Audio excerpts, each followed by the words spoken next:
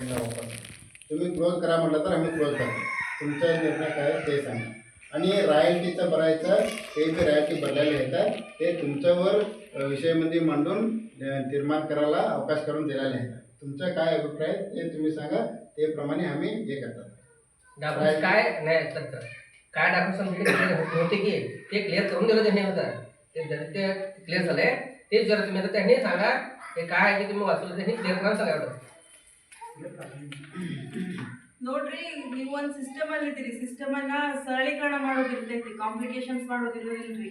ಎಷ್ಟು ವರ್ಷದಿಂದ ಇದೀರಿ ನನಗೆ ಗೊತ್ತಿಲ್ಲ. ನೀವು ಸೋಷಿಯಲ್ ಆಡಿಟಿಂಗ್ ಅಲ್ಲಿ ಮಂದಿಗೆ ಕನ್ಫ್ಯೂಷನ್ ಮಾಡಬಾರ್ದು ನೀವು.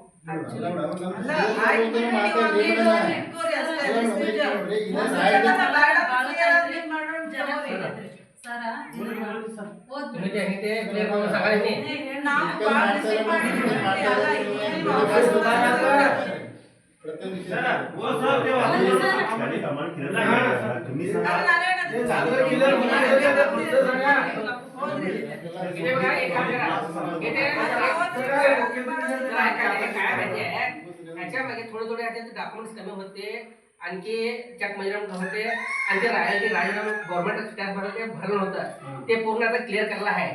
क्लिअर करला आहे म्हणजे हे तर सभेत वाचून दाखवू पाहिजे. वाचता आपल्याला तुम्ही तुमचं काय सांगू म्हणजे 5 ಮೆಂಬರ್ ಕಮಿಟಿ ಮುಂದೆ ತೋರಿಸೈತಿ, ಅವ್ರು ಒಪ್ಕೊಂಡಿದ್ದಾರೆ. ನಿಮ್ ಮುಂದೆ ಇಟ್ಟು ಕ್ಲೋಸ್ ಮಾಡೋದಿರ್ತೈತೆ ಅಷ್ಟೇ ರಿಸೋರ್ಟಿ. तुम्ही हे ऐकून काय तुम्ही ऐकून सगळे काय सांगा क्लोज करून टाका, सांगून टाका तुम्ही त्यांनी.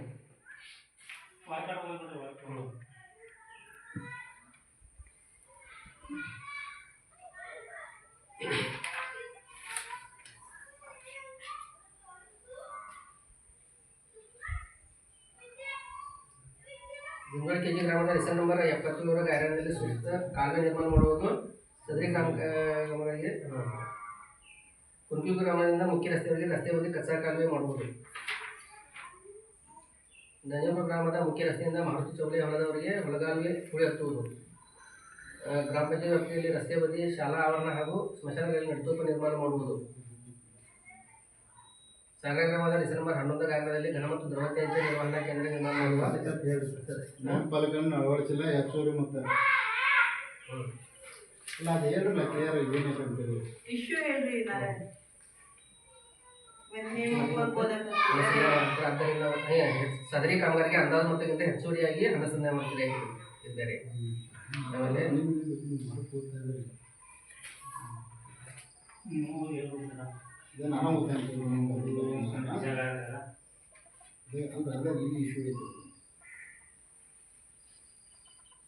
ಸರ್, ಈಗ 9 ಕಾಮಗಾರಿಗಳು ಚೆಕ್ ಮೆಜರ್ಮೆಂಟ್ ಆಗಬೇಕಾಗಿತ್ತು. ಚೆಕ್ ಮೆಜರ್ಮೆಂಟ್ ಅವ್ರು ಮಾಡಿಸಿದಾರ.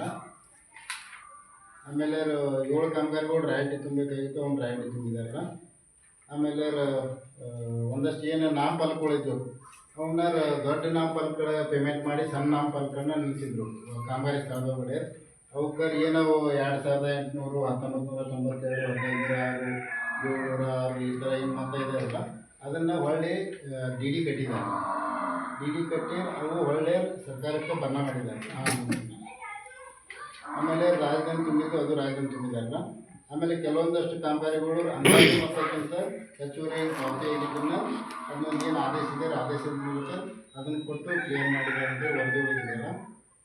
ಇಷ್ಟು ಒಂದಷ್ಟು ಇವುದು. ಆಮೇಲೆ ನಾಮಫಲಕದ ಹೆಚ್ಚುವರಿ ಆಗಿದ್ದನ್ನು ಅವ್ನು ಡಿ ಡಿ ಕಟ್ಟಿ ಒಳ್ಳೆ ಸರ್ಕಾರಕ್ಕೆ ಸಂದಾಯ ಮಾಡಿದ್ದಾರೆ. ಇವಿಷ್ಟು ಕಾಮಗಾರಿಗಳು. ಆಮೇಲೆ ಕೆಲವೊಂದಷ್ಟು ಏನೊಂದು ಫಲಾನುಭವಿಗಳು ಹೇಳಿಕೆ ಕೊಟ್ಟಿದ್ದಾರೆ, ನಾವು ಕೆಲಸಕ್ಕೆ ಮೊದಲು ಹೋಗಿಲ್ಲ ಅಂತಿದ್ರೆ ಅದು ವರದಿ ಮಾಡಿದ್ರು. ಅದನ್ನು ಹೊಳ್ಳಿ ಅವ್ರು ನಾವು ಕೆಲಸಕ್ಕೆ ಹೋಗಿದ್ದೇವೆ ಅಂತ ಹೇಳಿಕೆ ಕೊಟ್ಟು ಅದು ಒಂದು ಅದ್ರ ಅವರು ಒಂದು ಲೆಟರ್ ಕೊಟ್ಟಿದ್ದಾರೆ, ನಾವು ಮತ್ತೆ ಹೊಳ್ಳಿ ಕೆಲಸಕ್ಕೆ ಹೋಗಿದ್ದೀವಿ ಮಧ್ಯಾಹ್ನದಿಂದ ನಾವು ಲೆಟರ್ ಕೊಟ್ಟಿದ್ದೀವಿ ಅಂತೇಳಿ ನಾವು ಒಂದಷ್ಟು ಕೇಸ್ಗಳು ಕ್ಲೋಸ್ ಆಗಿದ್ದಾವೆ. ಅದು ಪ್ರಕರಣ ಇದೆ. ಅದಕ್ಕೆ ನಿಮ್ಮ ತೀರ್ಮಾನ ಪ್ರಕಾರ ಅದು ಏನು ಹೇಳ್ತೀವಿ ನೋಡ್ರಿ, ಎಲ್ಲ ಕ್ಲೋಸ್ ಮಾಡ್ರಿ ಅಂದರೆ ಕ್ಲೋಸ್ ಮಾಡ್ತಿಲ್ಲ. ಮತ್ತಿಲ್ಲ ಹೊಳ್ಳಿ ಕಳಿಸಿಲ್ಲ ಅಂದರೆ ಹೊಳ್ಳಿ ಕಳಿಸೋಕ್ಕೆ ಸಭೆ ತೀರ್ಮಾನ ಏನು ಹೇಳಿದ್ರೆ ಅದನ್ನು ನಾವು ಫಾಲೋ ಮಾಡ್ತೀವಿ. ಹೆಂಗೆ ಮಾಡೋಣ್ರೆ ಮಾಡಿಲ್ಲ ಮಾಡಿದ್ದು ಖರೆ, ಎಲ್ಲ ಮಾಡಿದ್ದು ಖರೆ.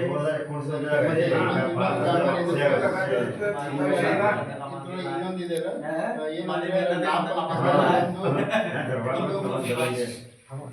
ನಾಮಫಲಕಕ್ಕಾಗಿ ಒಂದು ಕಾಮಗಾರಿ ಒಂದು 3400 ಪೇಮೆಂಟ್ ಆಗಿತ್ತು. ಅದೇ ನೇಮ್ ಬೋರ್ಡ್ ಹೆಸರಿಗೆ 27,000 ಅಂತ ಒಂದು ಪೇಮೆಂಟ್ ಆಗಿದೆ. ಅದನ್ನು ನಾವು ವಸೂಲಾತಿದ್ದೀವಿ. ಅದ್ರ ಬಗ್ಗೆ ಏನು ಕ್ಲಾರಿಟಿ ಹೇಳ್ತೀರಾ? ಅದನ್ನೂ ಒಂದು ಅಡ ಕಮಿಟಿನಲ್ಲಿ ಕ್ಲೋಸ್ ಆಗಿದ್ದಾರೆ, ಅದ್ರ ಬಗ್ಗೆ ಏನು ಹೇಳ್ತೀರಿ?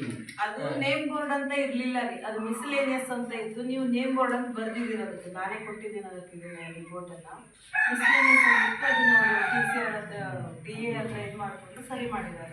ನಾವು ಅದಕ್ಕೆ ಸಂಬಂಧಪಟ್ಟಂಗೆ ಸರ್ ಮಿಸ್ಲೆನ್ಸ್ ಅನ್ನೋದು ಒಂದು ಕೋಡ್ ನಂಬರ್ ಇದೆ. ಆ ಕೋಡ್ ನಂಬರ್ಗೆ ಏನು ಪೇಮೆಂಟ್ ಆಗುತ್ತೆ ಅದು ನಾವು ಅಂತೇಳಿ ಮುಂಚೆ ಪೇಮೆಂಟ್ ಆಗ್ತಾ ಇತ್ತು ಅದೇ ನಂಬರ್ಗೆ ಅದು. ಬಟ್ ಅದನ್ನು ಕ್ಲಾರಿಫೈ ಅವರು ಮಾಡ್ಕೊಂಡಿದ್ದಾರೆ. ಆಮೇಲೆ ನೇಮ್ ಬೋರ್ಡಿಗೂ ಬೇರೆ ನೇಮ್ ಬೋರ್ಡ್ ಅಂತಾನೆ ಪೇಮೆಂಟ್ ಆಗಿದೆ. ಅದು ಮಿಸ್ಲೇನಿಯಸ್ ಅಮೌಂಟ್ ಅನ್ನು ನೀವು ನೇಮ್ ಬೋರ್ಡ್ ಅಂತ ತೋರಿಸಿ ಹೋಗಿದ್ದೀರ ಅಷ್ಟೇ. ಸರಿ ಮೇಡಮ್, ಅದ್ರ ಬಗ್ಗೆ ಇನ್ನೊಂದು ಸ್ವಲ್ಪ ನಾವು ಕ್ಲಾರಿಫಿಕೇಶನ್ ಮಾಡ್ಕೊತೀವಿ ಮಾಡ್ಕೊಂಡು ಅದನ್ನ ಬೇಕಾಗ್ತದೆ. ಅಲ್ಲ ನೀವು ಅಲ್ಲಿ ಏನಂತೀವಿ ನನಗೆ ಅದೇ ಪಾಯಿಂಟ್ ತಿಳ್ಕೊಬೇಡ್ರಿ. ಏನಂದ್ರೆ ನೀವು ಇಲ್ಲಿ ಬಂದು ಮತ್ತೆ ಕ್ಲಾರಿಫಿಕೇಶನ್ ಮಾಡ್ಕೊಳ್ಳೋದಾದ್ರೆ 5 ಮೆಂಬರ್ ಕಮಿಟಿಲಿ ಇದ್ದಾಗಲೇ ಇಲ್ಲಿವರೆಗೆ ತರಬೇಕಿದ್ರೆ ಅದನ್ನ ಕ್ಲಾರಿಫಿಕೇಶನ್ ಮಾಡ್ಕೊಳ್ತೀವಿ. ಯಾಕಂದ್ರೆ ನಮ್ಗೆ ಏನಾಗುತ್ತೆ, ಒಂದೇ ಇಶ್ಯೂನ ಜನರ ಮುಂದೆ 2 ಸಲ ಮಾಡಿ ಪಂಚಾಯತಿ ಅದು ಹಳೆ 4-5 ವರ್ಷದ ಹಿಂದಿನ ವಿಷಯ ಇರ್ತಾ ಇರ್ತೀವಿ. ಮಂದಿಗೆ ಏನು ಅನಿಸ್ತೈತಿ, ಪಂಚಾಯತಿ ಪದೇ ತಪ್ಪು ಮಾಡ್ದಾರ ಅನಿಸ್ತೈತಿ. ಸೊ ನಿಮ್ದು 5 ಮೆಂಬರ್ ಕಮಿಟಿ ಇದೆ, ಅಲ್ಲೇ ಕ್ಲಾರಿಫಿಕೇಶನ್ ಮಾಡಿ, ಬೇಕು ಬೇಡ ಅಲ್ಲೇ ಮಾಡಿ. ಇದಿಷ್ಟೇ ನನ್ನ ಪಾಯಿಂಟ್, ಇಷ್ಟೇ, ಬೇರೆ ಏನಿಲ್ಲ. ನಾನು ಏನು ಮಾತಾಡಿದ್ದೀನಿ ನಿಮ್ಗೆ ಏನು ಅರ್ಥ ಆಯ್ತು ಗೊತ್ತಿಲ್ಲ ನನಗೆ. ಅಲ್ಲೇ ಪಾಯಿಂಟ್ ಮಾಡಿ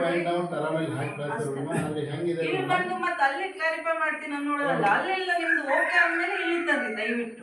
ಇಲ್ಲಿ ಬಂದ್ಕೊಂಡು ಮತ್ತೆ ವಾಪಸ್ ಕಳ್ಸೋದು ನಮ್ಗೆ ಪದೇ ಅದನ್ನೇ ಮಾಡಕ್ ಆಗುದಿಲ್ರಿ. ಯಾಕಂದ್ರೆ ಈಗ ಆಲ್ರೆಡಿ ನಾನು ಬಂದ್ಮೇಲೆ MF ಏನಿದೆ ಅಲ್ಲ ಭಾಳ ಕೊಟ್ಟಿದ್ದೀನಿ. ನಾನು ಬಂದ್ಮೇಲೆ ರಿಪೋರ್ಟ್ ಪದೇ ಅದೇ ಮಾಡೋಕ್ಕಾಗಲ್ಲ. ನಿಮ್ಗೆ ಅದನ್ನ ಬೇಡ ಅನ್ಸಿದ್ರೆ ನಿಮ್ದು ಅಲ್ಲಿ ಕಮಿಟಿ ಇರ್ತೈತೆ, ಅಲ್ಲೇ ಡಿಸೈಡ್ ಮಾಡಿ. ಒಂದ್ಸಲ ಗ್ರಾಮ ಸಭೆಗೆ ಬಂದು ಮತ್ತೆ ವಾಪಸ್ ಕಳಿಸಿ ಮತ್ತೆ ಮುಂದಿನ ವರ್ಷ ಮತ್ತೆ ಬಂದ್ರೆ ಜನರಿಗೆ ಪಂಚಾಯತಿ ಬಗ್ಗೆ ತಪ್ಪು ಅಭಿಪ್ರಾಯ ಬರ್ತೈತಿ, ಇವ್ರೇನು ತಪ್ಪು ಮಾಡಕತ್ತಾರ ಅಂತ ಹೇಳಿ. ಅದಕ್ಕೆ ಒಂದು ಗ್ರಾಮ ಸಭೆಯಲ್ಲಿ ಹೇಳಿರ್ತೀರಿ ಇದ್ರದ್ದು ರಿಕವರಿ ಇಡ್ತೀರ ಅಂತ ಹೇಳಿ. ಇವತ್ತು ಒಂದ್ಸಲ ಬಂತು, ಇದು ಕ್ಲಿಯರ್ ಆಗಲಿಲ್ಲ ಅಂದ್ರೆ ಇನ್ನೊಂದ್ಸಲ ಬರುತ್ತೆ. ಆಗ ಮಂದಿಗೆ ಏನಿಸ್ತೈತಿ, ಪಂಚಾಯತಿಯವರೆಲ್ಲ ರೊಕ್ಕ ತಿನ್ನಕತ್ತಾರ, ಅವ್ಯವಹಾರ ಮಾಡಕತ್ತಾರ ಅಂತ ಬರ್ತೈತೆ. ಅದಕ್ಕೆ ನಿಮ್ಮ 5 ಜನರ ಕಮಿಟಿಲಿ ಫೈನಲ್ ಮಾಡ್ಕೊಂಡು ಇಲ್ಲಿ ಕಳಿಸ್ರಿ. ಇಲ್ಲಿ ಬಂದ್ಮೇಲೆ ಮತ್ತೆ ಒಳ್ಳೆ ತಗೊಂಡು ಹೋಗೋ ವಿಚಾರ ಮಾಡಬೇಡ್ರಿ ನೀವು. ಇದನ್ನ ನಾನು ನಿಮ್ಗೆ ಹೇಳ್ತಿಲ್ಲ, ನಾನು ಎಲ್ರಿಗೂ 5 ಜನರಿಗೆ ಹೇಳ್ತೀನಿ. ನಾನು ನಿಮ್ಗೆ ಅವ್ರು ಹೇಳಿದ್ದೀನಿ ಹೇಳಿಕೆ ಕೊಟ್ಟಿದ್ದಾರೆ, ಅವ್ರು ಸಲಹೆ ಕೊಟ್ಟಿದ್ದಾರೆ ಅಂತ ಅನ್ಕೊಂಡಿಲ್ಲ. ಹೆಂಗಿದೆ ಸರ್ ಮೇಡಮ್ ಅವ್ರು ಹೇಳಿದ್ದು ಬರೋಬರಿ ಇದೆ. ಪ್ರತಿ ಸಲ ನೀವು ಗ್ರಾಮ ಸಭೆಯಲ್ಲಿ ಇಡೋದು, ನಾವು ಕಂಪ್ಲೇಂಟ್ಸ್ ಕೊಡೋದು, ಅವ್ರು ಓಕೆ ಅನ್ನೋದು, ಮತ್ತೆ ನೀವು ಗ್ರಾಮ ಸಭೆಗೆ ಬಂದು ಒಳ್ಳೆ ಅದನ್ನೇ ಬರೀತೀನಿ ಅನ್ನೋದೇನು ನಿಮ್ಗೂ ಮಾಡಕ್ ಭಾಳ ಕೆಲಸ ಐತ್ರಿ, ನಮಗೂ ಮಾಡಕ್ ಭಾಳ ಕೆಲಸ ಐತಿ. ಅದನ್ನೇ ಮಾಡ್ಕೊಂಡು ಕೂರಕ್ಕಾಗಲ್ಲ. ಆಗ್ಲಿಲ್ಲ ಅಂದ್ರೆ ಅಲ್ಲೇ ಸೈಡಿಗೆ ಇಟ್ಬಿಡ್ರಿ, ನಾವು ಮತ್ತೆ ವಾಪಸ್ ತರ್ತೀವಿ. ಅದು ಗ್ರಾಮ ಸಭೆಗೆ ತಂದು ವಾಪಸ್ ತಗೊಂಡು ಹೋಗ್ಬೇಡ್ರಿ. ಮತ್ತೆ ಈ ವಿಷಯ ಆ ವಿಷಯದ ಅಷ್ಟೇ ಮಾತಾಡ್ತೀನಿ. ಹೆಂಗಿದೆ ಸರ್ ಎಲ್ಲ ವಿಷಯಗಳು ನಾವು ಕ್ಲೋಸ್ ಮಾಡಿ ಮೇಲೆ ಕಳ್ಸಿದ್ರೆ ಇದನ್ನ ಯಾವ ತರ ಕ್ಲೋಸ್ ಮಾಡಿದ್ರೆ ಅಂತ ನಮಗೆ ಕೇಳ್ತಾ ಇರ್ತಾರೆ ಮೇಲ್ಗಡೆ. ಅಲ್ಲ ನಾನು ಇಷ್ಟು ದಿನ VC ಅಟೆಂಡ್ ಆದಾಗ ನನಗೆ ಬಂದಿರೋದು ಮಾಹಿತಿ ಏನಂದ್ರೆ, ನೀವು ಅಲ್ಲಿ ಎಲ್ರದ್ದು ಓಕೆ ಆದ್ಮೇಲೆ ಕಳಿಸ್ಬಹುದು ಅಂದ್ಮೇಲೆ ಗ್ರಾಮ ಸಭೆಗೆ ಬರುತ್ತೆ, ಅದಾದ್ಮೇಲೆ ಫೈನಲ್ ಕ್ಲೋಸ್ ಆಗತ್ತಂತಿದೆ. ನೀವು ಗ್ರಾಮ ಸಭೆಯಿಂದ ವಾಪಸ್ ತಗೊಂಡು ಹೋಗಿ ಮತ್ತೆ ರಿಪೋರ್ಟ್ ಮಾಡ್ರೆ ನಮ್ಗೆ ಹೇಳಿಲ್ಲ, ಅದನ್ನ ನನಗೆ ಕ್ಲಾರಿಟಿ ಬೇಕಾಗುತ್ತೆ. ಇನ್ನೊಂದು ಏನಾಗುತ್ತೆ ಈಗ ಹಂಗೆ ಎಕ್ಸಾಂಪಲ್ ಈಗ ನಾನು ಹೇಳಿದೆ ಏನ್ರಿ ಮನೆ ಭೇಟಿ ಹೇಳಿಕೆನಲ್ಲಿ ಅವ್ರು ಲೆಟರ್ ಕೊಟ್ಟಿದ್ದಾರೆ, ಒಳ್ಳೆ ಕ್ಲೋಸ್ ಮಾಡಲಿಕ್ಕೆ ಅಡ ಕಮಿಟಿನಲ್ಲಿ ಹೇಳಿದ್ದಾರೆ ಅಂತೇಳಿ. ಮುಂಚೆ ಇದೇ ಸಭೆನಲ್ಲಿನೇ ಅವ್ರದ್ದು ವಸೂಲಾತಿ ಇಟ್ಟಿದ್ರು ನಾವು, ಅದೇ ಪ್ಲಾನ್ ಬೈಗಳಿದ್ದಾನೆ. ಈಗ ಅದನ್ನೇ ಕ್ಲೋಸ್ ಮಾಡಿದಾರ, ಅದೇ ಕ್ಲೋಸ್ ಮಾಡಿದಾರಂತೆ ಅದನ್ನೇ ಇದೇ ಸಭೆಯಲ್ಲಿ ಓದ್ತಾ ಇದ್ದಾರೆ.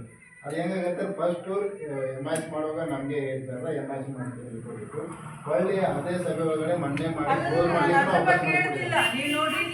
ನೀವು ಒಬ್ರು ಅಂದ್ರೆ 20% ನೀವು ಅದು ನಿಮ್ 4 ಜನ ಇದ್ದಾರೆ. ಈಗ ಮಿಸ್ಲಿನಿಯಸ್ ಬಗ್ಗೆ ಹೇಳಿದ್ರಲ್ಲ, ಮತ್ತೆ ವೆರಿಫೈ ಮಾಡ್ತೀನಿ ಅಂತಾರಲ್ಲ, ನೀವು ಒಬ್ಬರದೇ ಆಗಿದ್ರಷ್ಟು ನಡೆಯುತ್ತ ಅಲ್ಲಿ ಉಳಿದ 4 ಜನರ ಬೆಲೆ ಅಭಿಪ್ರಾಯ ಬೆಲೆ ಇಲ್ವಾ ಅಂತ. ಅದೇ DRP ಅವ್ರು ಬರ್ತಾರಲ್ಲ ಅವತ್ತು ಬಂದಾಗಲೇ ಮಾತಾಡೋಲ್ಲ. ನೀವು ಎಡಾಕಿ ಕರ್ಕೊ ಬಂದಿರ್ತೀರಲ್ಲ ಅವತ್ತು ಮಾತಾಡ್ತೀನಿ. ನನ್ನ ಒಬ್ಬಳ ಸಮಸ್ಯೆ ಅಲ್ಲ ಇದು. ಆಮೇಲೆ ಸ್ಟಾರ್ಟ್ ನನ್ನ ಅವಧಿ ಅಲ್ರಿ, ನಾನು ಬಂದು 6 ತಿಂಗಳಾಯ್ತು. ನನ್ನ ಅವಧಿ ಆಡಿಟ್ ಅಂತ ಯಾವುದು ಅಲ್ರಿ ಇದು. ನಾನು ಪಂಚಾಯತಿ ಬಗ್ಗೆ ಮಾತಾಡಕತ್ತೀನಿ, ನೀವು ತಪ್ಪು ತಿಳ್ಕೊಬೇಡ್ರಿ. ಮೇಡಮ್ ಏನೋ ಮಾಡೋದ ಅದಕ್ಕೆ ಹಿಂಗೆ ಮಾತಾಡಲಿಲ್ಲ. ಬಟ್ ಇಂಥ ಸಮಸ್ಯೆಗಳು ಎಲ್ಲ ಪಂಚಾಯತಿಗೂ ಬರಾಕತ್ತಾವ್ರಿ. ನಾವು ಜನರಿಗೆ ಕೆಲಸ ಕೊಡ್ತೀವಿ, ಅಭಿವೃದ್ಧಿ ಕೆಲಸ ಮಾಡ್ತೀವಿ, ನಾಳೆ ಹಿಂಗೆ ಬರ್ತಾವ. ಅದಕ್ಕೆ ಅಲ್ಲಿ ಉಳಿದ 4 ಜನರದ್ದು ಮತ್ತೆ ಅಭಿಪ್ರಾಯಕ್ಕೆ ಏನು ಬೆಲೆ ಉಳಿತು? ಮತ್ತೆ ಬಂದು ನೀವು ಇದೇ ಅಭಿಪ್ರಾಯ ಇಲ್ಲಿ ವ್ಯಕ್ತಪಡಿಸ್ತೀರಿ ಅಂದ್ರೆ ನಾನು ಕೊಟ್ಟಿದ್ದು ಕಾನ್ಫಿಡೆನ್ಸ್ಗೆ ಏನು ಅರ್ಥ ಉಳಿತು ಅಲ್ಲಿ? ಅಲ್ಲ ಅದೇ ನೀವು ಮತ್ತೆ ಬೋರ್ಡ್ ಅಂತೀರಲ್ಲ, ಅಲ್ಲಿ TC ನೋಡಿದ್ದಾರೆ, ನಿಮ್ಮ ಡಿಸ್ಟ್ರಿಕ್ಟ್ದವ್ರು ನೋಡಿದ್ದಾರೆ, ನಮ್ಮ ಅಕೌಂಟ್ ಆಫೀಸರ್ ನೋಡಿದ್ದಾರೆ, ಎಲ್ಲ ಆದ್ಮೇಲೆ ಮತ್ತೆ ಬಂದು ನೀವು ಅದನ್ನೇ ಹೇಳ್ತೀರಂದ್ರೆ ಹಾಗಿದ್ರೆ ನಿಮ್ಗೆ ಒಬ್ಬರದೇ ಮಾತಿಗೆ ಬೆಲೆನಾ, ಅವ್ರ 4 ಜನರಿಗೆ ಬೆಲೆ ಇಲ್ವಾ?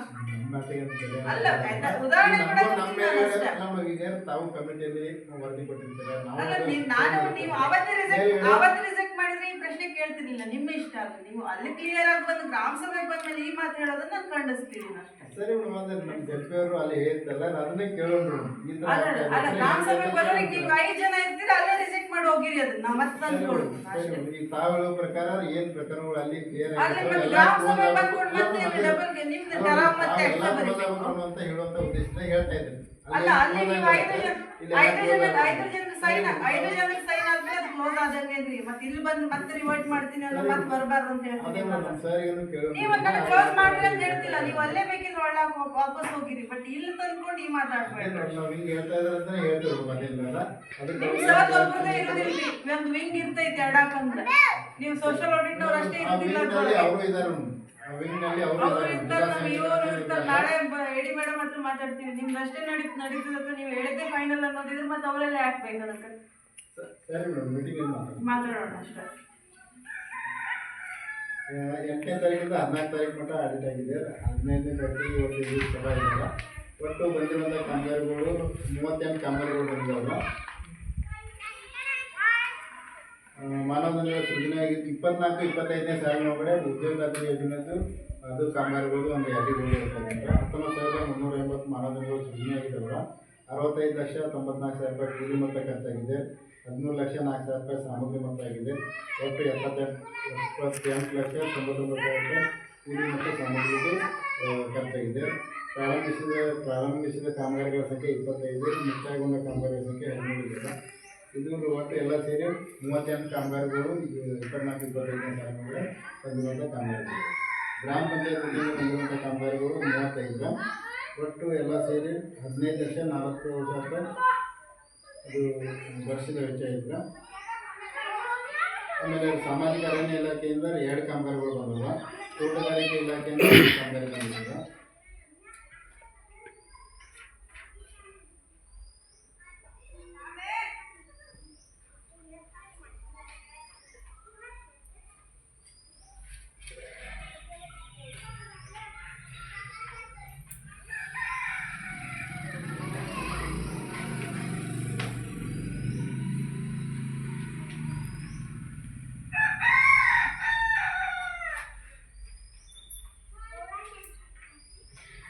CPT ಕಾಮಗಾರಿಗಳು ಬಂದಿದ್ದಾವಲ್ಲ. ಕುಂಟ್ಲಿ ಅರಣ್ಯ ಪ್ರದೇಶದ ಸರ್ವೆ ನಂಬರ್ 77 CPT ಕಾಮಗಾರಿ ಅಂದಿದ್ದಾರೆ.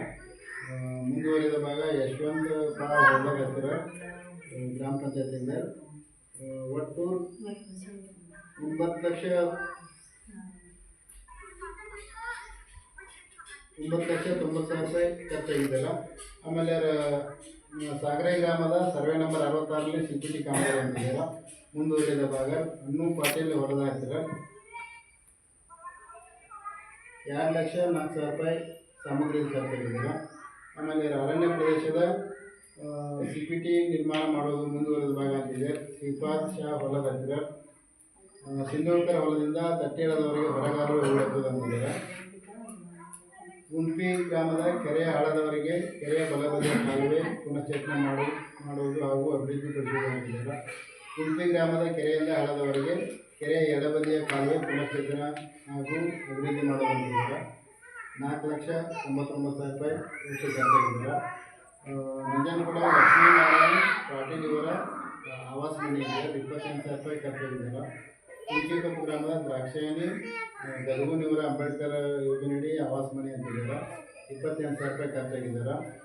ಸಾಗರೆ ಗ್ರಾಮದ ಲಕ್ಷ್ಮೀ ವಸಂತ್ ದುಡ್ವಾಡ್ಕರ್ ಇವ್ರದ್ದು ಆವಾಸ ಮನೆಯಿಂದ 28,000 ಖರ್ಚಾಗಿದ್ದಾರೆ. ಗುಂಪಿ ಗ್ರಾಮದ ಪಾರ್ವತಿ ಈರಪ್ಪ ಪಾಟೀಲ್ ಅವ್ರದ್ದು ಆವಾಸ ಮನೆಯಿಂದ 28,000 ಖರ್ಚಾಗಿದ್ದಾರೆ. ದೊಡ್ಡಬೈಲು ಗ್ರಾಮದ ಗೀತಾ ಗೋವಿಂದ್ ಗುಡಾಕೆ ಅವ್ರದ್ದು ಆವಾಸ ಮನೆಯಿಂದ 28,000 ಖರ್ಚಾಗಿದ್ದಾರೆ. ಕುಂಕಿಗೊಪ್ಪ ಗ್ರಾಮದ ಗಂಗಾ ಸಂತೋಷ್ ಪಾಟೀಲ್ ಅವ್ರದ್ದು ಆವಾಸ ಮನೆಯಿಂದ. ಕುಂಕಿಗೊಪ್ಪ ಗ್ರಾಮದ ನಿಖಿತಾ ನಾಗೇಶ್ ಪಾಟೀಲ್ ಅವ್ರದ್ದು ಆವಾಸ ಮನೆಯಿಂದ. ಕುಂಕಿಗೊಪ್ಪ ಗ್ರಾಮದ ಅಕ್ಷತಾ ಅರುಣ್ ಪಾಟೀಲ್ ಅವ್ರದ್ದು ಆವಾಸ ಮನೆಯಿಂದ.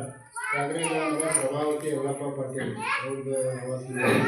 ನಂಜನಗೂಡ ಗ್ರಾಮದ ಮಾಲೈ ವಿಠಲ್ ಮಾಲಾಜ್ ಅವ್ರದ್ದು ಆವಾಸ ಮನೆಯಿಂದ. ಇವಿಷ್ಟು ಕಾಮಗಾರಿಗಳಿಗೆ 28,000 ಪೇಮೆಂಟ್ ಆಗಿದ್ದಾವೆ. ನಂಜನಗೂಡ ಗುಂಪಿ ನಾರಾಯಣ್ ಪಾಟೀಲ್ ಇವರ ದನದ ಸೆಟ್ ಅಂತ ಇದ್ರೆ 57,000 ಖರ್ಚಾಗಿದ್ದಾರೆ. ಹೇಮಂತ್ ಪಾಟೀಲ್ ಗುಂಪಿ ಗ್ರಾಮದ ವರ್ಷ ಹೇಮಂತ್ ಪಾಟೀಲ್ ಅವ್ರದ್ದು ಆವಾಸ ಯೋಜನೆ ಮನೆ ನಿರ್ಮಾಣ 31,400 ಖರ್ಚಾಗಿದ್ದಾರೆ. ಗುಂಪಿ ಗ್ರಾಮದ ಮೋಹನ್ ಮರೆಯಪ್ಪ ಪಾಟೀಲ್ ಅವ್ರದ್ದು ಪುಲಿಸ್ ಇದ್ರೆ 69,900 ಖರ್ಚಾಗಿದ್ದಾರೆ. ಊರು?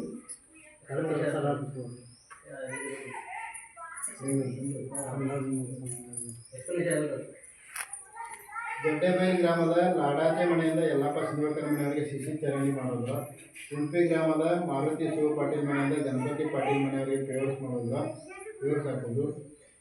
ಕುಂಪಿ ಗ್ರಾಮದ ನಾರಾಯಣ ಮಳೇಕರ್ ಮನೆಯಿಂದ ಅಂಗನವಾಡಿ ಕೇಂದ್ರದವರಿಗೆ ಪೇವರ್ಸ್ ವ್ಯವಸ್ಥೆ ನಿರ್ಮಾಣ ಮಾಡೋದು. ಕುಂಪಿ ಗ್ರಾಮದ ಸಂಜಯ್ ಬುವಾಜಿ ಮನೆಯಿಂದ ರಾಮಾರಾವ್ ಪಾಟೀಲ್ ಮನೆಯವರಿಗೆ ಪೇವರ್ಸ್ ಆಗಿರುವುದು. ಕುಂಪಿ ಗ್ರಾಮದ ಶಿವಾಜಿ ಪುತ್ರೆಯಿಂದ ಗೌರವ್ ಪಾಟೀಲ್ ಮನೆಯವರಿಗೆ ಪೇವರ್ಸ್ ವ್ಯವಸ್ಥೆ ನಿರ್ಮಾಣ ಮಾಡುತ್ತಿದ್ದರು. ದೊಡ್ಡಬೈಲು ಗ್ರಾಮದ ವಿಠಲ್ ಸಿಂಧೋಳ್ಕರ್ ಮನೆಯಿಂದ ಸುಭಾಷ್ ಗುರ ಮನೆಯವರಿಗೆ ಪೇವರ್ಸ್ ಹೊರಡಿಸುವುದು. ದೊಡ್ಡಬೈಲು ಗ್ರಾಮದ ಶಟವಪ್ಪ ಸಿಂಧೋಳ್ಕರ್ ಮನೆಯಿಂದ ವಿಠಲ್ ಗುಲಾಸೆ ಮನೆಯವರಿಗೆ ಪೇವರ್ಸ್ ಹೊರಡಿಸುವುದು. ಸಾಗರೆ ಗ್ರಾಮದ ರಿಕ್ಷಾ ನಂಬರ್ 78 ಗ್ಯಾರೇಜ್ನಲ್ಲಿರುವ ಹೊಸ ಕೆರೆ ನಿರ್ಮಾಣ ಮಾಡುವುದು ಮುಂದುವರಿದ ಭಾಗ 1 ಅಂತಿದ್ದಾರೆ. ಸಾಗರೆ ಗ್ರಾಮದ ರಿಕ್ಷಾ ನಂಬರ್ 78 ಗ್ಯಾರೇಜ್ನಲ್ಲಿರುವ ಹೊಸ ಕೆರೆ ನಿರ್ಮಾಣ ಮಾಡುವುದು ಭಾಗ 2 ಅಂತಿದ್ದಾರೆ. ಅರ್ಮಾನಿ ಪಾಟೀಲ್ ಹೊರಡಿದ್ದಾರೆ. ನಂಜನಗೂಡಲ್ ಗ್ರಾಮದ ರಿಕ್ಷಾ ನಂಬರ್ 12 ನಾರಾಯಣ ಹೊಸ ಕೆರೆ ನಿರ್ಮಾಣ ಮಾಡುವುದು ಭಾಗ 2 ಸುರೇಶ್ ಪಾಟೀಲ್ ಇರುವಂತಿದ್ದಾರೆ. ಕುಂಕಿಕೊಪ್ಪ ಗ್ರಾಮದ ದೇವರ ಕೆರೆಯ ಮುಂದುವರಿದ ಭಾಗ ಹೂಳೆತ್ತುವುದು ಅಂತಿದ್ದಾರೆ. ಸಂತೋಷ್ ಪಾಟೀಲ್ ಇವರ ಹೊಲದಾಗ್ತದೆ. ಜುಂಡವಾಡ ಕೆಜಿ ಗ್ರಾಮದ ಅರ್ಗಾವಿ ಕೆರೆಯ ಮುಂದುವರೆದ ಭಾಗ ಹೂಳೆತ್ತುವುದು ಅಂತಿದ್ದಾರೆ. ಕಾದ್ರೋಳ್ಕರ್ ಹೊಲದಾಗ್ತದೆ. ಕುಂಪಿ ಗ್ರಾಮದ ಮೇಲಿನ ಕೆರೆಯ ಮುಂದುವರಿದ ಭಾಗ ಅಭಿವೃದ್ಧಿ ಮಾಡುವಂತಿದ್ದಾರೆ, ಪುನಶ್ಚೇತನ ಮಾಡುವುದು. ಸ್ಮಶಾನದ ಹತ್ತಿರ ಅಂತಿದ್ದಾರೆ. ಕುಂಪಿ ಗ್ರಾಮದ ಕೆರೆಯ ಮುಂದುವರಿದ ಭಾಗ ಅಭಿವೃದ್ಧಿ ಮಾಡುವಂತಿದ್ದಾರೆ, ಪುನಶ್ಚೇತನ ಮಾಡುವಂತಿದೆ. ಕುಂಕಿ ಗ್ರಾಮದ ದೇವರ ಕೆರೆಯ ಮುಂದುವರಿದ ಭಾಗ ಹೂಳೆತ್ತುವುದು ಮನೋಹರ್ ಪಾಟೀಲ್ ಹೊಲದ ಹತ್ತಿರ ಅಂತಿದ್ದಾರೆ.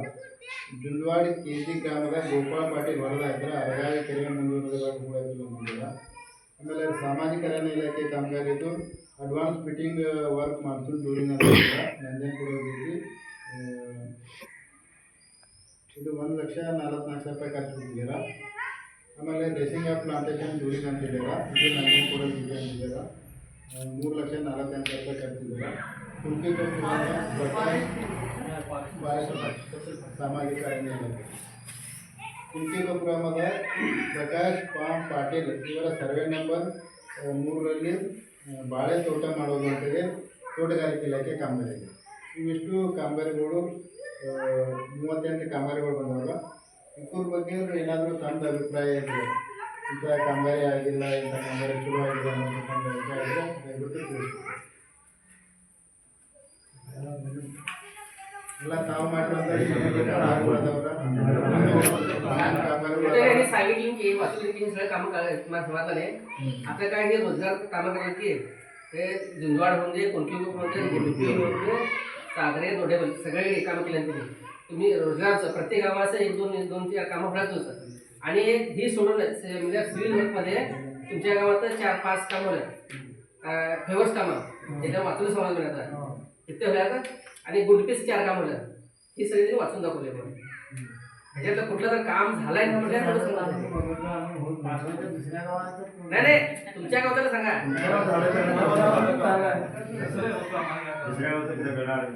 आता सांगायचं राजूला सांगताय त्याने काम केलं ಹಂಗೆ ಯಾವುದು ಮಾಡಿದ್ರೆ ಬಿಲ್ ತೆಗಿಯಕ್ಕೆ ಬರಲ್ಲ.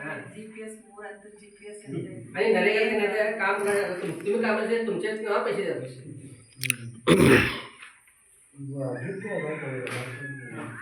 ಈಗ ಮುಂದಿನ ಓದಿದ್ರೆ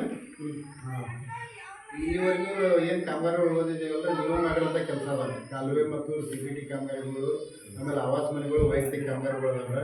ಒಂದಷ್ಟು ಪೇವರ್ಸ್ ಕಾಮಗಾರಿಗಳು ಮತ್ತು CC ಚರಂಡಿಗಳು ಅಂತೇಳಿ ಅವು ಭಾಳ ಬಂದಿದ್ದಾವೆ. ಅಂತ ಕಾಮಗಾರಿಗಳು ಅವು ಉಳಿದೆಲ್ಲ ಕಾಮಗಾರಿ ಆಗಿದ್ದಾವೆ ಅಂದರೆ ಮುಂದಿನ ಒಂದು 15ನೇ ಹಣಕಾಸಿನ ಬಂದಂಗೆ ಓದಿದೆ. 15ನೇ ಹಣಕಾಸು ಪಿಕ್ಚರ್ ಒಳಗಡೆ 9 ಕಾಮಗಾರಿ ಬಂದವು. ನಂಜನಗೂಡಲ್ ಗ್ರಾಮದ ಸಂಭಾಜಿ ಮಾದಾರ ಮನೆ ಹತ್ತಿರ CD ನಿರ್ಮಾಣ ಅಂತಿದ್ದಾರೆ, 38,000 ಖರ್ಚಾಗಿಲ್ಲ. ಗುಂಪಿ ಗ್ರಾಮದ ಕೃಷ್ಣ ದತ್ತು ಪಾಟೀಲ್ ಮನೆ ಹತ್ತಿರ CD ನಿರ್ಮಾಣ ಅಂತಿದ್ದಾರೆ, ಇದು 61,700 ಖರ್ಚಾಗಿತ್ತು. ಗುಂಪಿ ಗ್ರಾಮದ ಕರೇವ ಬಾಗಿಲಣ್ಣ ಮನೆಯಿಂದ ಚಂದ್ರಪ್ಪ ಮಾದಾರ್ ಮನೆಯವರಿಗೆ ಚರಂಡಿ ಸ್ವಚ್ಛಗೊಳಿಸಿದ್ದಾರೆ, 81,000 ಖರ್ಚಾಗಿತ್ತು. ಕುಂಕಿಕೊಪ್ಪ ಗ್ರಾಮದಲ್ಲಿ ಚರಂಡಿ ಸ್ವಚ್ಛಗೊಳಿಸುತ್ತಿದ್ದಾರೆ, 23,500 ಖರ್ಚಾಗಿಲ್ಲ. ನಂಜನಗೂಡಲ್ ಗ್ರಾಮದ ಮಹಾಬಳೇಶ್ವರ ಪಾಟೀಲ್ ಮನೆಯಿಂದ ಬಡಕೋಜಿ ಪಾಟೀಲ್ ಮನೆಯವರೆಗೆ CC ಚರಂಡಿ ನಿರ್ಮಾಣ ಅಂತಿದ್ದಾರೆ, 52,000 ಖರ್ಚಾಗಿದೆ. ದೊಡ್ಡಬೈಲು ಗ್ರಾಮದ ಮರಾಠಿ ಶಾಲೆಯ ಕೊಠಡಿ ದುರಸ್ತಿ ಮಾಡುವುದು, ಶೌಚಾಲಯ ದುರಸ್ತಿ ಮಾಡುವುದು ಅಂತಿದ್ದಾರೆ. 66,800 ಕುಲ್ಕಿಕೊಪ್ಪ ಗ್ರಾಮದ ಮತ್ತಪ್ಪ ಪಾಟೀಲ್ ಮನೆ ಹತ್ತಿರ ಬೀದಿ ನಿರ್ಮಾಣ ಅಂತಿದ್ದಾರೆ. 56,800 ಕೊಠಡಿ.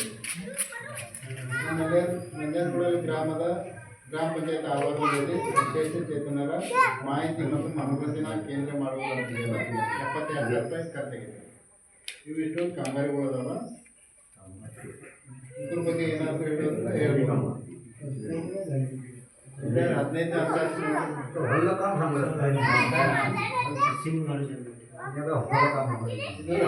ಅಂದಾಜು ಒಳಗಡೆ ಆಗಿರುವಂಥ ಕಾಮಗಾರಿಗಳು ಅದಾವ. ಇದ್ರ ಬಗ್ಗೆ ಏನಾದರೂ ಇದ್ರೆ ತಮ್ಮ ಹತ್ರ ಹೇಳ್ಬೋದು. आता काय झालं वाचलं की मार्च अगोदर मार्चच्या एप्रिल ह्या गेल्या मार्चमध्ये 1 वर्षाच्या अवधीत भरली हे नरेगा त्यांनी 25% भरली कामांनी वाचलं. ही कामे झाले का काम ही कामं झाल्यात का ते विचारलं. योजनेमध्ये झालेले कामगार आहेत का ते कामगार झाला काय म्हणून तुम्हाला विचारलं. ते थोड्याकडे आम्ही बी सगळे बघून आल्या. दिवस बी झालेला सगळी बी झालेला शौचालय बी निर्माण केलेले आहेत. ಏನು ಮಾಡಿದ್ದೀರಿ ಎಲ್ಲ ಜನಕ್ಕೆ ಒಪ್ಪಿಗೆ ಏನು ಮಾಡಿದ್ರೆ ನಮಗೂ ಅದ್ರ ಪ್ರಶ್ನೆ ಪ್ರಕಾರ ಹೆಂಗಿದಾರೆ ಅವರ ನಮ್ಮ ಎಲ್ಲರೂ ಏನು ನಮಗೂ ಯಾಕೆ ಕಟ್ಟಿಲ್ಲ. ಈ ಕಾಟಾ ಸರ್ಕಾರರು ನಿಮಗೆ ಕರ್ಕೊಂಡು ಸಭಾ ಮಾಡುವಂಥ ಪರಿಸ್ಥಿತಿ ಇದೆ. ಮೇಲ್ಗಡೆ ಯಾವ ಥರ ಒಂದು ವ್ಯವಸ್ಥೆ ಬಂದಾಗಿದೆ ಅನ್ನೋದಿಲ್ಲ. ಅದು ಗಮನಿಸಿದ್ರೆ ಅದನ್ನು ಮಾಡಬೇಕು. ಈಗ ವಚನಗಳು ಅಂತೇಳಿ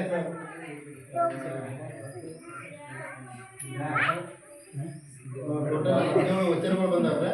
17 ವಚನಗಳ ಒಳಗಡೆ ಚರಂಡಿ ಸ್ವಚ್ಛಗೊಳಿಸೋದು ಅಂತೇಳಿ 4 ಕಾಮಗಾರಿಗಳು ಚರಂಡಿ ಸ್ವಚ್ಛಗೊಳಿಸೋದು ಅಂತೇಳಿ 4 ಕಾಮಗಾರಿಗಳು ಬಂದವ್ರ. ಅದು ಒಂದು ಮೊದಲಿಗೆ ಏನು ಮಾಡ್ತಾ ಇದ್ರು, ಚರಂಡಿ ಸ್ವಚ್ಛಗೊಳಿಸೋದು ಕಾಮಗಾರಿ ಅಂತೇಳಿ ಮಾಡ್ತಾ ಇದ್ರು. ಆದರೆ ಅದನ್ನ ಮೇಡಮ್ ಮಾಡಿ ಕೇಳಿದಾಗ ಒಂದು ಏನೊಂದು ಸ್ವಚ್ಛ ಭಾರತ್ ಸ್ವಚ್ಛತಾ ವಾಹಿನಿ ಅಂತ ಏನೊಂದು ಗಾಡಿ ಇದೆಯಲ್ಲ, ಆಮೇಲೆ ಸ್ವಚ್ಛತಾ ಘಟಕ ಅಂತ ಒಂದು ನಿರ್ಮಾಣ ಮಾಡಿದ್ದಾರೆ. ಅದರಲ್ಲಿ ಕೆಲಸ ಮಾಡ್ತಾ ಇದ್ದರಿಂದ ನಾವು ಅದಕ್ಕೆ ಪೇಮೆಂಟ್ ಮಾಡಿ ಅದೇ ಸ್ವಚ್ಛ ಮಾಡಿದ್ದಾರೆ ಅಂತ ಹೇಳ್ತಾರೆ. ಮೇಡಮ್ ಅವರು ಒಂದು 5 ರೂಪಾಯಿ ಕಾಮಗಾರಿಗಳಲ್ಲ, ಬೇರೆ ಇಂಜಿನ್ ಸರ್ ಮಾಡಿರುವಂಥ ಒಂದು ಕಾಮಗಾರಿಗಳಿದ್ದಾವೆ ಅಂತ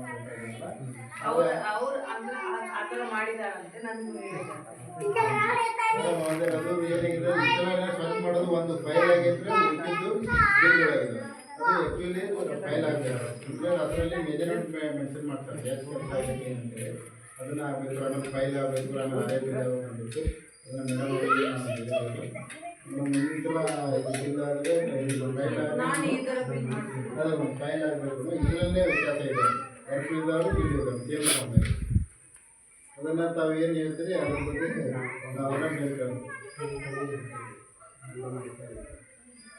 ಆಮೇಲೆ ಕುಡಿಯುವ ನೀರಿನ ಸಾಮಗ್ರಿ ಖರೀದಿ ಮಾಡಿದ್ದು, ಆಮೇಲೆ ಸ್ವಚ್ಛವಾಹನದ SWM ಸ್ವಚ್ಛವಾಹನದ ಚಾಲಕರಿಗೆ ವೇತನ ಪಾವತಿ ಮಾಡಿದ್ದು ಅಂತಿದ್ದಾರೆ.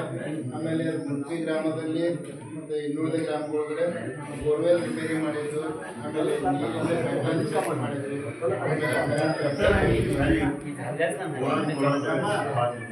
तुम्हाला आवश्यकता नाही म्हटलं तर आम्ही संपून ठेवलं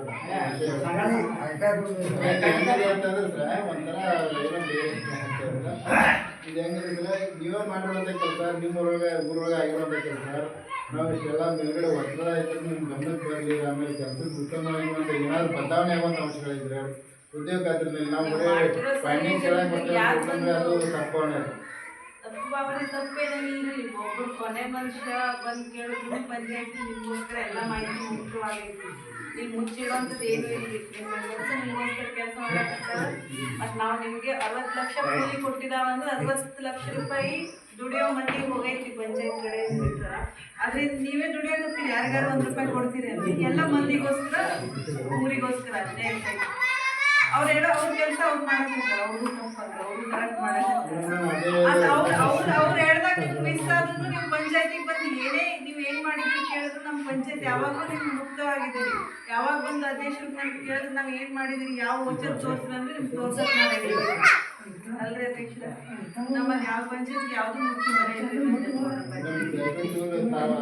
ಅಲ್ಲ ನಿಮ್ದು ಕರೆಕ್ಟ್ ಐತ್ರಿ ಅವ್ರಿಗೆ ಮಂದಿಗೆ ನನಗೆ ಈ ಮಂದಿ ಸಿಕ್ಕಿಲ್ಲ ಇವತ್ತು ಸಿಕ್ಕಿದಾರ ಹೇಳಕತ್ತೀನಿ ಅಲ್ಲ ಇವತ್ತು ನನ್ನ ಮಂದಿ ಇವತ್ತು ಸಿಕ್ಕಾರ ಹೇಳಕತ್ತೀನಿ ಯಾವಾಗ ಏನ್ ಬೇಕು ಕೇಳಿದ್ರು ನಾವು ಮಾಹಿತಿ ಕೊಡಕ್ಕೆ ರಿಪೋರ್ಟ್ ಮಾಡಿದ್ರೆ ಬೇಜಾರಾಗಿ ರಿಪೋರ್ಟ್ ಹೇಳ್ತಿದ್ದೆ ರಿಪೋರ್ಟ್ ಯಾವುದು ಬಂದಿಲ್ಲ ಅಂತಾರಲ್ಲ ಸಣ್ಣ ಪುಟ್ಟ ಇರ್ತಾವೆ ಎಲ್ಲಾದ್ರೂ ಇದೆಯಾ ಸರ್ ಅವ್ನಿಗೆ ಯಾವುದು ಬಂದಿಲ್ಲ ಅಂತಾರಲ್ಲ ಆಮೇಲೆ ನಾಲ್ಕೈದು ದಿನ ಮೇಲೆ ನಾವು ಆಡಿಟ್ ಮಾಡಲಿಕ್ಕೆ ಬಂದಿರ್ತೇವೆ ಅಂತಂದ್ರೆ ಅದನ್ನ ಸಭೆಗಳು ಬರ್ಣೆ ಮಾಡಿ ಅಂತಾನೆ ವಿಶೇಷವಾಗಿ ಹೇಳ್ಬೇಕಾಗಿತ್ತು ಯಾವ ಕಾಮಗಾರಿ ಅಂತೇಳಿ ಆಮೇಲೆ 2005ರಿಂದ ಉದ್ಯೋಗ ಖಾತ್ರಿ ಯೋಜನೆ 11ರಿಂದ ಪ್ರಾರಂಭ ಆಗಿದೆ ಅವಾಗಿಂದ ನಾನು ಕೆಲವೊಂದು ಸಂಸ್ಥೆಗಳು ಬಂದ್ ಆಗ್ತಾ ಬಂದಿದೆ ಉದಾಹರಣೆಗೆ ಮೊದಲು ಮಣ್ಣಿನ ಕಾಮಗಾರಿಗಳು ಅಷ್ಟೇ ಆಗ್ತಾ ಇದ್ವಿ ಈಗ ಬರ್ತಾ ಬರ್ತಾ ಶಾಲೆ ಒಳಗಡೆ ಆಮೇಲೆ ಊರೊಳಗಡೆ ಇರುವಂಥ ಏನೊಂದು ಸೃಜನೆ ಆಗುವಂಥ ರಸ್ತೆಗಳು ಇದಾವೆ ಸಿಸಿ ರೋಡ್ಗಳು ಆಗ್ಬೋದು ಸಿಸಿ ಗಟಾರ ಆಗ್ಬೋದು ಆಮೇಲೆ ಅಂಗನವಾಡಿ ಶಾಲೆಗಳಾಗ್ಬೋದು ಕಾಂಪೌಂಡ್ಗಳಾಗ್ಬೋದು ಆಟದ ಮೈದಾನಗಳಾಗ್ಬೋದು ಈ ಥರ ಒಂದಷ್ಟು ದೀರ್ಘಕಾಲ ಬಾಳಿಕೆ ಬರುವಂಥ ಆಸ್ತಿಗಳು ಸೃಜನೆ ಆಗ್ತಾ ಇದ್ದಾವಲ್ಲ ಇದು ಒಂದಷ್ಟು ಬದಲಾವಣೆ ಆಗ್ತಾ ಬಂದಿರುವಂಥ ಅಂಶ ಇದೆ ಅದಕ್ಕೆ ತಮ್ಮದೇನಾದರೂ ಅಭಿಪ್ರಾಯಗಳಿದ್ರೆ ಚರ್ಚೆ ಮಾಡ್ಬೇಕಂತ ನಾನು ಕೇಳ್ಕೊತೀನಿ ಇದರಲ್ಲಿ ಬದಲಾವಣೆ ಏನು ಮಾಡ್ಬೇಕಂತ ಏನಾದ್ರು ಬದಲಾವಣೆ ಆಗಬೇಕು ನಮ್ಮದು ಕೂಲಿ ಕಾರ್ಮಿಕ ಕೆಲಸ ಇದು ಮಾಡೋರಿಗೆ ಇಲ್ಲ ಇಂಥ ಕಾಮಗಾರಿಗಳನ್ನ ಅವಕಾಶ ಮಾಡಿಕೊಡ್ಬೇಕು ಅಂತ ವಿಚಾರ ಇದ್ದರೆ ಅದನ್ನ ಹೇಳಿದ್ರೆ ಅದನ್ನ ನಾವು ತರಾಮಾಗಿ ಕಳಿಸ್ತೀವಿ ಮತ್ತು ಇದಕ್ಕೆ ಸಂಬಂಧಪಟ್ಟಂಗೆ 15ನೇ ಹಣಕಾಸು ಮತ್ತು ಉದ್ಯೋಗ ಖಾತ್ರಿ ಯೋಜನೆ ಕಾಮಗಾರಿಗಳು ಓದಿದ್ದಾರೆ ಆಮೇಲೆ ರಾಜ್ಯ ಹಣಕಾಸು ಯೋಜನೆ ಇದ್ದಾವೆ ತಾಲೂಕು ಪಂಚಾಯತಿ ಜಿಲ್ಲಾ ಪಂಚಾಯತಿಯಿಂದ ಏನು ಕಾಮಗಾರಿಗಳು ಆಗಿದಾವಲ್ಲ ಅವನನ್ನು ಒಂದು ನಮ್ಮ ಪರಿಶೋಧನೆ ಮಾಡಲಿಕ್ಕೆ ಅವಕಾಶ ಮಾಡಿಕೊಟ್ಟಿದ್ದಾರೆ ಅದು ಕಾಮಗಾರಿಗಳನ್ನ ಓದಿರ್ತಾ ಇದ್ದೀವಿ ಗುಂಡ್ಪಿ ಗ್ರಾಮದ ಮರೆಯಮ್ಮ ದೇವಸ್ಥಾನದ ಹತ್ತಿರ ಸಮುದಾಯ ಭವನ ನಿರ್ಮಾಣ ಅಂತಿದ್ದಾರೆ ಈ ಸದರಿ ಕಾಮಗಾರಿಗೆ ಸಮುದಾಯ ಭವನದ ಇದ್ರೊಳಗಡೆ ನಮಗೇನು ಕಂಡು ಬಂದಿದೆ ಅಂತಂದರೆ ಅಲ್ಲಿ ಸಮುದಾಯ ಭವನ ಇದನ್ನು ಮಾಡಿಲ್ಲ ಹೊರಗಡೆ ದೇವಸ್ಥಾನದ ಹೊರಗಡೆ ಪತ್ರ ಹಾಕಿ ಅದನ್ನು ಚಾವಣಿ ಥರ ಮಾಡಿದ್ದಾರೆ ಆಮೇಲೆ ಇನ್ನೊಂದು ದೇವಸ್ಥಾನದ ಆವರಣದಲ್ಲಿ ಅದು ಸಮುದಾಯ ಭವನ ಇದನ್ನು ಮಾಡಲಿಕ್ಕೆ ಅವಕಾಶ ಇಲ್ಲ ಅದಕ್ಕೆ ಅದನ್ನು ನಾವು ಕಂಡು ಬಂದಿದ್ದನ್ನು ನಾವು ಆಚರಣೆ ಮಾಡಿ ಇರ್ತಾ ಇದ್ದಾರೆ ಅದಕ್ಕೆ ತಮ್ಮದೇನಾದರೂ ಅಭಿಪ್ರಾಯ ಇದ್ದರೆ ಹೇಳ್ಬೋದು ಸಮುದಾಯ ಭವನದ್ದು